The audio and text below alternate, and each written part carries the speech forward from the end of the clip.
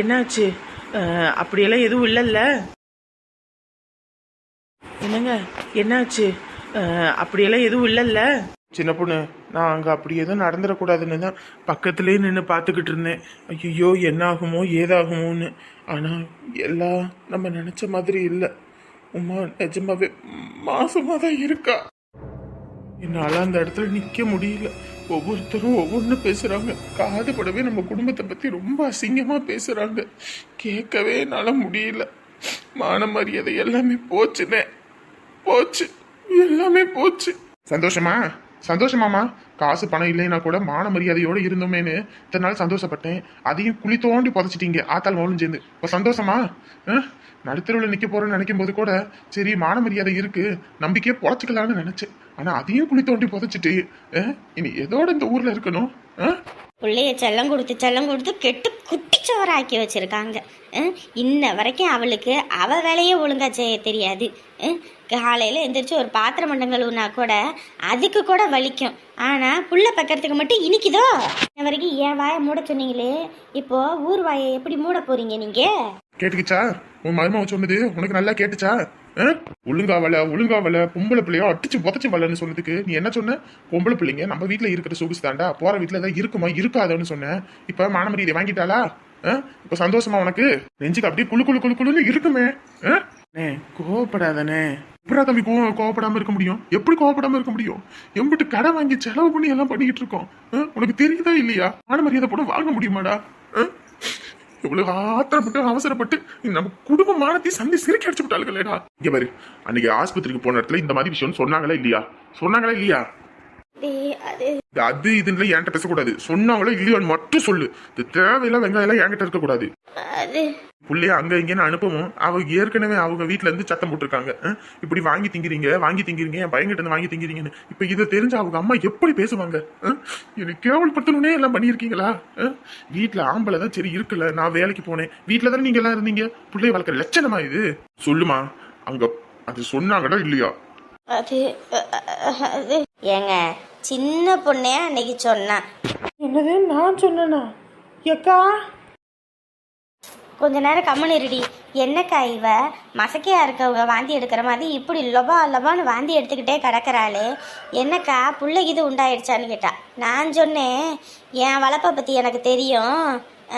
நான் ஒன்றும் அப்படி உமாவை வளர்க்கலை. அவன் நெருப்பு மாதிரி பக்கத்தில் எது வந்தாலும் எரிச்சிருவான்னு நினச்சேன். ஆனால் இப்படி இவளே எரிவான்னு நினச்சி கூட பார்க்கல. கொஞ்ச நேரத்தில் உசிரே இல்லை. நம்மளையே தான் கோத்து விட்டு வேலை பார்த்துருமோ அந்த அக்கான்னு. அம்மா, நீ வாயை திறக்க மாட்ட. முழு பூசணிக்காய் சோத்துல மறைச்சி கல்யாணம் முடிக்கிறீங்க. இப்ப வெளியே வந்துருச்சு பாத்தியா? பல நாள் திருடே ஒரு நாள் அகப்பட்டு தான் ஆகணும். ஆனா இப்படி மான மரியாதை போற அளவுக்கு அவமானப்படணும்னு உங்க குடும்பத்துல பிறந்த பாவத்துக்கு நான் இன்னும் என்னென்ன கன்றவை அனுபவிக்கணும்னு தெரியல. ஒரு பொம்பளை பிள்ளை கூட பழகணும்னா எப்படி பழகணுன்ற ஒரு இது கூட இல்லாம இவன் பழகிருக்கானே. இவெல்லாம் என்ன மனுஷன்னு தெரியல. முதல்ல அவனை பிடிச்ச 4 போடு போட்டாதான் சரிப்பட்டு வரும். மாமா கோவக்காரரு. அவர் பாட்டுக்கு கோவத்துல போய்கிட்டு இருக்காரு. போங்க ஏதாவது பண்ணுங்க. எம்மாடி ஒடியாம்மா, மாப்பிள்ளை எதுவும் கோவத்துல எதுவும் பண்ணிட போறாரு. நமக்கு மாப்பிள்ளை தான் முக்கியம். நாளை பின்ன பெரிய வீட்டுல அதை எதுன்னு பண்ணிட்டாருன்னு சொல்லி போலீஸ் ஸ்டேஷன்ல எதுவும் வச்சு போடுவாங்க. ஒடியா நம்ம போய் நம்ம மாப்பிள்ளைய பார்ப்போம். நான் போய் உங்க அண்ணனை கூப்பிடுறேன். ஏண்டி சிம்ரனே வரியா? போய் சாப்பிட்டு வருவான். ஏத்த உங்களுக்கு மனசாட்சின்னு ஒண்ணு இருக்குதா இல்லையா? ஏண்டி பசிக்குது வாடி போய் சாப்பிட்டு வருவோனே, அதுக்கு போய் மனசாட்சி வேணும்ன்ற? ஏண்டி பசி வந்துச்சுன்னா சாப்பிட்றதுக்கு வயிறு பத்தாதா, வாய் பத்தாதா, கையை பத்தாதா, மனசாட்சி தான் வேணுமா? ஏத்த பல கோடி ரூபாய் செலவு பண்ணி கல்யாணம் நின்று போச்சேன்னு அவன் வயிற்றுச்ச செலவு இருக்கான். நீங்க என்னத்த சோறுன்னு இருக்கீங்க? அடியே 1 கோடி ரூபாய் செலவு பண்ணி இந்த கல்யாணம் நின்று போச்சு. பின்ன அப்படிதான் எல்லாம் சொல்லிக்கிட்டு இருக்காங்க. 1 கோடி ரூபாயா? இந்த இத்து போன 4 டெக்கரேஷனுக்கு 1 கோடி ரூபாய் அவங்க சொன்னாங்க. நீ நம்புற? இதெல்லாம் நம்மளால செய்ய முடியுமா? ஊரடிச்சு உலையில போட்டா நீ என்ன, நான் கூட தான் செய்வேன். ஏன் நம்ம ஊர்ல இருக்கானே ரகு, இந்த குடிகார பையன் மைக்கு செட்டுக்காரன், அவன் கூட தான் செய்வேன். ஆனா மத்தா வந்துச்சு, ஆனா மத்தா போச்சு. என்னமோ அவங்க சொந்த காசு செலவு பண்ண மாதிரி இந்த மாதிரி அடிச்சுக்கிட்டு கிடக்குறீங்க எல்லாரும். அவங்க சண்டையை போட்டு என்னைக்கு எல்லாம் பண்ணுவாங்களோ தெரியாது. எனக்கு பசி எடுக்குது, வேணும்னா வா போய் பந்தியில உக்காந்து கறிச்சோரா தின்னுபிட்டு வந்துடலாம். அப்பதான் தெம்பா எல்லாத்தையும் பார்க்க முடியும். இல்லன்னு வையே ஒன்னும் பண்ண முடியாது. இவ என்னாடியே போங்க அங்கிட்டுன்னு சொல்லிட்டு இவ பாட்டுக்கு போறா. இவளுக்கு யாரும் வர மாதிரி தெரியல. இந்த மொட்டைக்காரி இருந்தாலாவது அவளை கூட்டிக்கிட்டு போகலாம். கல்யாணத்துல நம்ம நிக்கிறது தான் ஒன்னான்னு சொல்லிட்டு அவ பாட்டுக்கு விருட்டுன்னு பைய எடுத்துட்டு கிளம்பிட்டா. நம்மளும் பைய எடுத்துட்டு கிளம்பலாம் தான். ஆனா இங்க என்ன நடக்குது எது நடக்குதுன்னு பாக்குறதுல ஒரு ஆர்வம். ஆனாலும் இந்த சாந்தா கொஞ்ச நஞ்ச ஆட்டமா ஆடுனா, நான் தலைவர் குடும்பத்துக்கு என் பொண்ணை கட்டி கொடுக்க போறேன், நான் தலைவர் குடும்பத்துக்கு பொண்ணை கட்டி கொடுக்க போறேன்னு ஆட்டமாடி ஆடுன ஆட்டம். இங்கிட்ட ஒரு இழுப்பு அங்கிட்ட ஒரு இழுப்பு. வச்சான் பாத்தியா பெரிய ஆப்பு. நீ கிரிக்கெட் விளையாடு, கபடி விளையாடு, ஆனா அந்த முனியம்மா கிட்ட மட்டும் விளையாடாத, செஞ்சிருவேன். பொறுக்கி பயலே, உன்னை நம்பி வர பிள்ளைய இந்த மாதிரி தான் பண்ணுவியாடா? இந்த மாதிரி தான் பண்ணுவியா? இங்க பாரு, 1000 தான் இருந்தாலும் அவன் எங்க வீட்டு ஒரே செல்ல பையன். அவனை அடிக்கிறதுக்கு உனக்கு உரிமை கிடையாது சொல்லிட்டேன். நாங்களே அடிச்சு எங்க பிள்ளைய வளர்த்தது இல்ல. நீ யாருடா கைய உங்குற? ஏமா உங்களை அடிச்சது மட்டும் தான் தெரியுது. இப்படியே ஆடை குளிப்பாட்டி அலங்காரம் பண்ணி கூட்டிட்டு வந்து விசேஷ நேரத்துல அறுக்கிற மாதிரி என் குடும்பம் மான மரியாதையே அந்த போய் கிடக்குது. என்னம்மா இப்படி பேசுறீங்க? இப்படி பேசுறாங்கன்னா வேற எப்படி பேசுவாங்க? வேற எப்படி பேசுவாங்க? உன் ஆத்தா கிட்ட 1000 தடவை போய் சண்டை போட்டேன். இந்த மாதிரி பொம்பளை பிள்ளையும் ஆம்பளைங்களோட அனுப்பாத, பஞ்சையும் நெருப்பையும் பக்கத்துல வச்சா பத்திக்கும், பின்னாடி நம்ம தான் அசிங்கப்பட்டு நிக்கணும்னு அத்தனை தடவை அவகிட்ட சொன்னேன். அவ கேட்காம விட்டதுக்கு யார் என்ன பண்ண முடியும்? இங்க பாருங்க, நாங்க ஒன்னும் பிள்ளைய அப்படி வளர்க்கல. உங்க பிள்ளை சரியில்லை. கேட்டீங்களா? போச்சு, எல்லாம் போச்சு. ஏமா எப்படிமா இப்படி கூசாம போய் பேசுறீங்க? அப்ப உங்க பையன் எந்த தப்புமே பண்ணல. அவன் பச்சை குழந்தை, வாயில விரல வச்சா கூட கடிக்க தெரியாது. எப்படிமா அப்படி வாய் கூசாம பேசுறீங்க?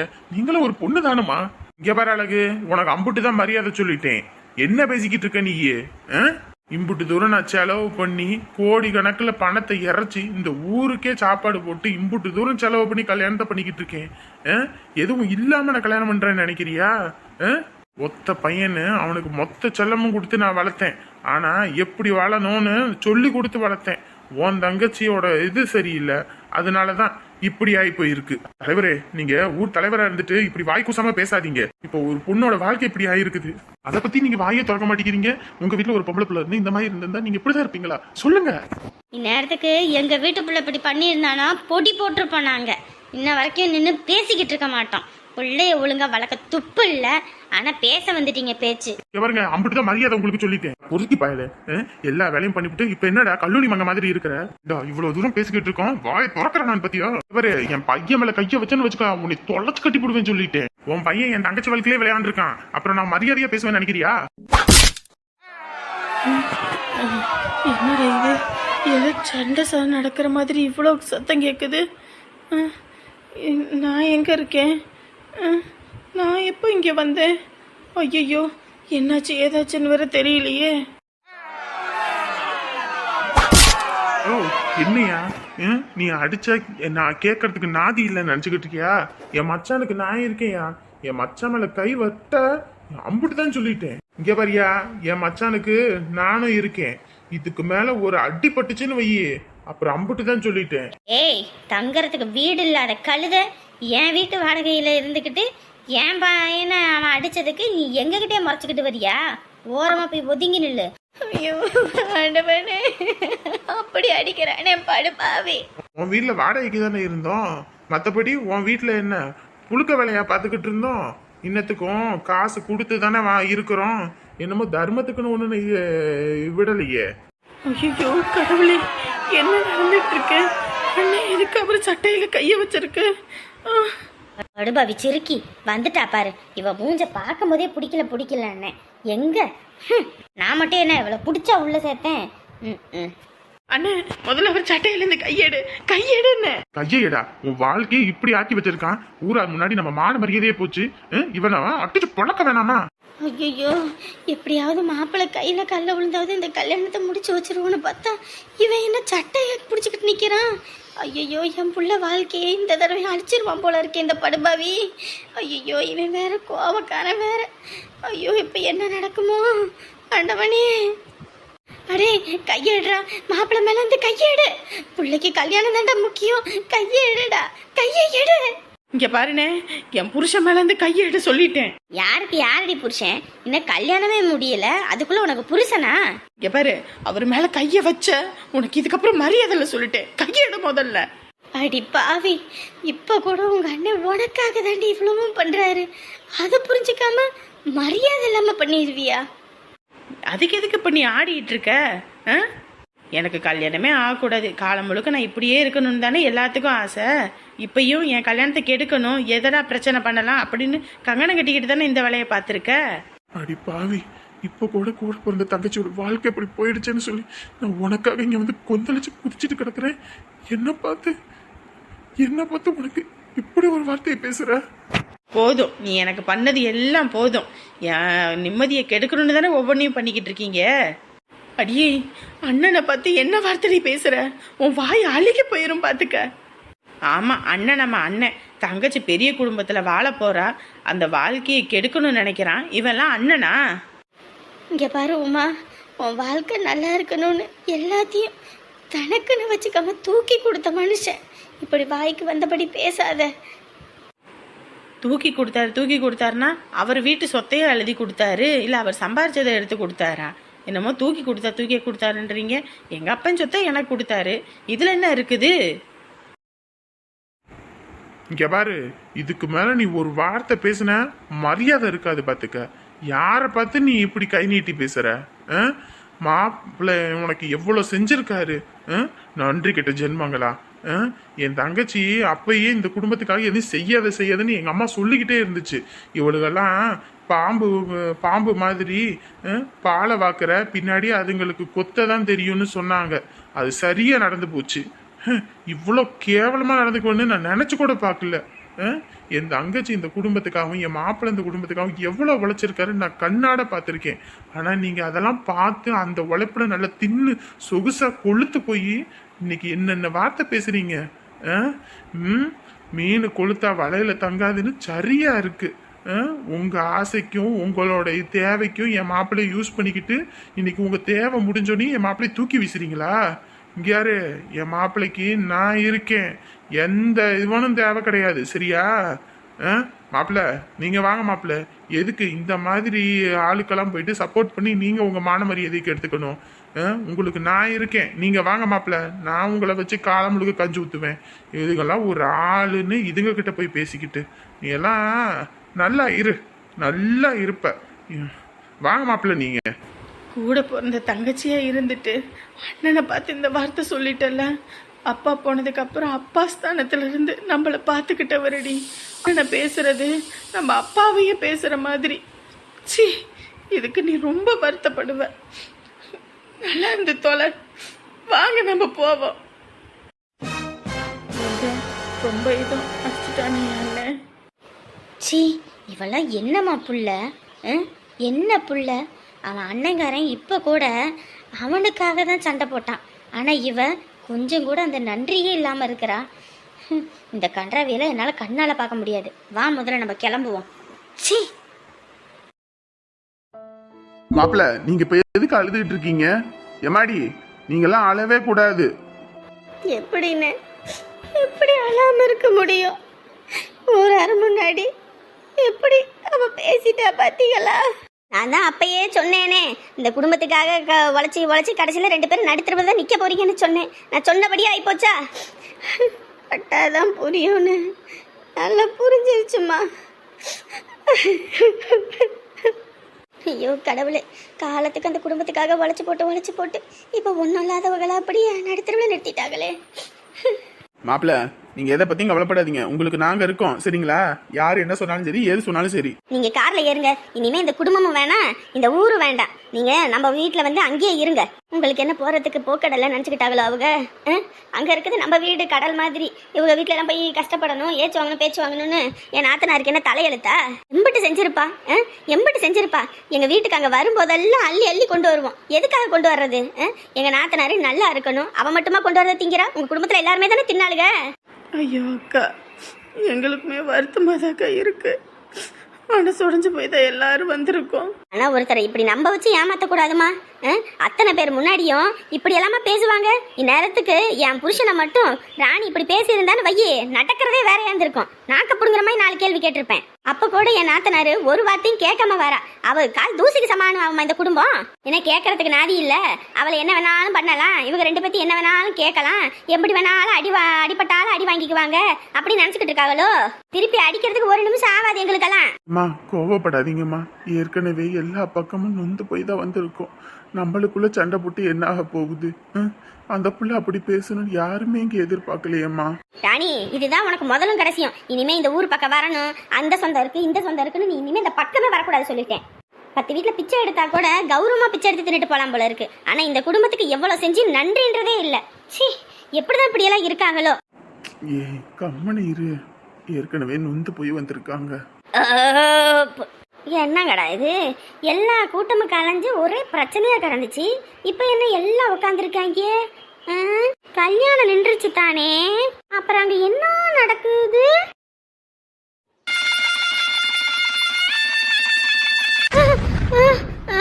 என்னங்கடா வாயில சுவிட்ட வச்சு அடியில வெடிய வச்சுட்டாங்க. கல்யாணம் நின்றும் நடக்காது, எல்லாமே முடியாதுன்னு நினைச்சா கல்யாணம் நடந்துருச்சு. நம்ம பாக்குறது கனவா இல்ல நெசமா? ஐயோ, என்ன பண்ண? இங்க ஒரு செவுரு இருக்கு, முட்டி பாப்போம். ஆமா, ஆத்தி வலிக்குதே. கல்யாணம் நடக்காது, எல்லார் மூஞ்சிலையும் கரிய பூசவனு வந்தா இப்படி மணமேடையில ஜோரா கல்யாணம் நடக்குதே. ஐயோ, சோறு திங்கிறதுக்கு ஆசைப்பட்டு போய் இப்போ இங்கே என்ன நடந்துச்சுன்னு தெரியாம போச்சே. ஐயோ, இப்போ நான் என்ன பண்ணுவேன் ஏது பண்ணுவேன் யாருக்கிட்டன்னு போய் கேட்பேன்? நெஞ்சு வலிக்குதுடா, நெஞ்சு வலிக்குது. என்ன மணமேடையில் அவங்களே யாரையும் காணா, ஊர்க்காரவங்க மட்டும்தான் இருக்காங்க. அந்த சாயந்தா இருக்கா, மற்ற யாரையும் காணமே, எல்லாம் எங்கிட்டு போயிருப்பாங்க. ஐயோ, சோறுக்கு ஆசைப்பட்டது ரொம்ப பெரிய தப்பா போச்சு. இப்போ என்ன பண்ணுறது? கேட்டுச்சு தானே? இப்ப கூட நீங்க யாருமே அங்க இல்லன்றது கவலை இல்ல. உங்க ஆத்தா நினைச்சபடி சாதிச்சுட்டாங்கல்ல, கல்யாணத்தை பண்ணி வச்சுட்டாங்கல்ல. ஐயோ அக்கா, அண்ணனை திட்டாதீங்க அக்கா. ஏமா, நீ அதே வயித்துல தானே பிறந்திருப்ப. உனக்கு இருக்கிற என்ன ஏமா உன் அம்மாவுக்கும் இல்ல, உன் தங்கச்சிக்கும் இல்ல? கொஞ்சமாதே நன்றியோட இருங்க. இல்லன்னு வை, காலத்துக்கு கஷ்டப்பட்டு தான் கஞ்சி குடிக்கணும். என் நாத்தனார் ஊர்ல இருந்து வரும்போது அம்புட்டு அள்ளி கட்டிக்கிட்டு வருவா. ஏன் என் மாமனார் எடுத்துக்க எங்களுக்கு கூட 10 ரூபா கொடுக்க மாட்டாரு. அவர் சேர்த்து வச்ச 1 லட்சத்தையும் கொண்டு வந்து இவங்க கல்யாணத்துக்கு தானே கொடுத்தாங்க. என் புருஷன் அம்புட்டு நான் கஷ்டப்பட்டு சேர்த்த காசை கூட அவ கல்யாணம் நின்று போடுச்சு, அதுக்கு கொண்டு வந்து கொடுத்தாரு. ஏதோ இந்த கல்யாணத்துக்கு தான் எங்க கையில காசு இல்ல. எப்படியோ காசை கொடுக்கல சாமி, கொடுத்துருந்தா நிஜமா சொல்றேன், என் நாத்தனார்லாம் கண்ணீர் வடிச்சு ஒரு நாள் நல்லா இல்லாம போயிடுவீங்கன்னு அவ சொன்னான்னு வைங்களே, நீங்க யாரும் நல்லா இருக்க முடியாது. ஐயோ அண்ணி, அவங்க பண்ணதுக்கு இவங்க என்ன பண்ணுவாங்க? இப்ப கூட நம்ம முக்கியம்னு எல்லாத்தையும் விட்டு ஒழிச்சிட்டு வந்திருக்காங்க. ஏங்க, மச்சானை பத்தி எனக்கு தெரியுங்க. மச்சானை கொண்டுனா அப்படியே விட்டுட்டு வந்துருவோன்னு நீங்க நினைக்கிறீங்களா? இப்போ கூட பாருங்க, நான் வீட்டில் இருக்கிறதே தங்க அவங்க வீட்டில் தான் வாடகைக்கு இருக்கேன். இப்போ அவங்க வீட்லேயும் பகைச்சிக்காச்சு, ஊரார் முன்னாடி சண்டை போட்டாச்சு. இனி அவங்க எங்களை வீட்டை விட்டு காலி பண்ண சொல்லிடுவாங்க. நான் இந்த பையன், என் பொண்டாட்டி, என் அம்மா அப்பான்னு எல்லாத்தையும் கூட்டிக்கிட்டு போய் நடுத்தருவில் தான் நிற்கணும். மச்சானாவது அவங்க ஊட்டிக்கு கூட்டிகிட்டு போயிடுவீங்க, நாங்களே எங்கே போவோம் சொல்லுங்க பார்ப்போம். இவங்கள வச்சுக்கிட்டு நீ போனோன்னே வீடு கிடைக்கிறதும் குதிரை கொம்பு, எல்லாத்தையும் கடந்து தானங்க நாங்களும் இருக்கணும். இப்போ கூட நாங்கள் வீடு போனதை பற்றியோ இல்லை எதை பற்றியோ கவலை இல்லைம்மா. இவ்வளோ செஞ்சோம், தம்பிக்கும் இந்த பொண்ணுக்கும் அங்கே மரியாதை இல்லாமல் போச்சுன்றதாம்மா எங்களோட வருத்தமே. ஆமாக்கா, அவங்க கூட வரதட்சணையா அதை கூட இதை கூடன்னு கேட்டாங்க. இவங்க எதையுமே கேட்கலக்கா. இவங்க ஒன்றும் தெரியாதவங்க. நீங்கள் அவங்க மேலே இருக்க கோவத்தை என் மேலே கூட காட்டுங்க, என்னை அடிங்க உதைங்க, என் கோவம் வந்து கழுத்தை பிடிச்சி கூட நெறிங்க. ஆனால் இவங்களை எதுவும் சொல்லாதீங்க, இவங்களுக்கு ஒன்றும் தெரியாது. என்னால் அவங்களுக்கு கஷ்டம். சரி விடுங்கம்மா, இனி பேசி ஒன்றும் ஆக போகிறதில்ல. நாங்கள் கிளம்புறோம். மாப்பிள்ள பாப்பா கிளம்புங்க, போவோம். அமுதா, உடம்பு பார்த்துக்கம்மா, இனிமே நான் வரவே மாட்டேன். அண்ணி, இங்கே வரலைன்னா என்ன, உங்களுக்காக நான் காத்திருப்பேன் அண்ணி. என்னையவாது பார்க்க வாங்க அண்ணி. அக்கா, உங்களுக்காக நாங்கள் இருக்கோம்க்கா, நீங்கள் எங்களை மறந்துடாதீங்க அவங்க மேலே இருக்க கோவத்தில். அத்தை, மாமா, அப்போ நீங்க என்ன பார்க்க மாட்டீங்களா? இந்த பையனுக்குள்ள நான் அப்படி என்ன செஞ்சுட்டேன்? பிறந்தப்போ ஒரு துணிமணி கூட எடுத்து போட்டது கிடையாது. இவனுக்கு இருக்கிறது கூட அவங்களுக்கு இல்லையே. இங்க பாருங்கம்மா, உங்களுக்காக அங்க ஊட்டியில நம்ம வீட்டு கதவு எப்பயும் திறந்திருக்கும். நீங்க எப்பயும் வரலாம், சரிங்களா? இப்ப இங்க இருந்தாலும் 4 பேர் வரவங்க போறவங்க பேசுறதுல காது கொடுத்து கேட்க முடியல. முதல்ல இங்க இருந்து கிளம்புவோம், அதான் நல்லது. சரிங்க மாமா, பத்திரமா பார்த்துக்கோங்க. அண்ணன் பாவம், அண்ணி பாவம். புள்ள பெரிய மனுஷியானா மறக்காம கூப்பிடுங்க. தாய் மாமன் சீரு நான் கொண்டு வரேன். வரும்பா, அப்ப போயிட்டு வரோம். அம்மா கவலைப்படாம போங்கம்மா, கவலைப்படாம போங்க. இன்னைக்கு நீங்க படுற அவ்வளோ கஷ்டத்துக்கும் பிற்காலத்துல நீங்க நல்லா இருக்க போறீங்க பாருங்க. இன்னைக்கு எந்த அளவுக்கு நீங்க வருத்தப்பட்டு போறீங்களோ அடுத்த தடவை இந்த ஊருக்கு வரும்போது தலை நிமிர்ந்து வருவீங்க பாருங்க. பொறுத்தார் பூமி ஆழ்வார், பொங்குவார் காடு ஆழ்வார்னு சொல்லுவாங்க. அது நடக்குதா இல்லையான்னு மட்டும் பாருங்க.